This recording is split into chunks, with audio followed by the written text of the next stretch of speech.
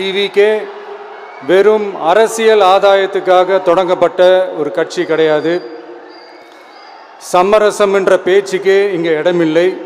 But at the same time இதனால் மக்களுக்கு ஒரு நல்லது நடக்குது அப்படின்னா எந்த ஒரு எக்ஸ்ட்ரீமுக்கும் போய் அதை செய்கிறதுக்கு நாங்கள் தயங்க மாட்டோம். நம்மளுடைய இந்த ஆட்சி அமைஞ்சதும் ஒரு சுத்தமான ஒரு க்ளீனான ஒரு கவர்மெண்ட்டாக இருக்கும். நம்மளுடைய கவர்மெண்ட்டில் கரப்ஷன் இருக்காது, கல்பிரிட்ஸ் இருக்க மாட்டாங்க.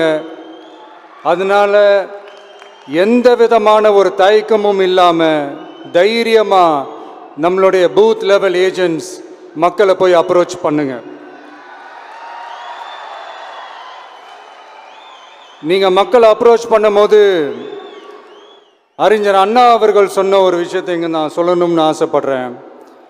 மக்களிடம் செல், மக்களிடம் இருந்து கற்றுக்கொள், மக்களுடன் வாழ், மக்களுடன் சேர்ந்து திட்டமிடு, மக்களை நேசி, மக்களுக்காக சேவை செய்.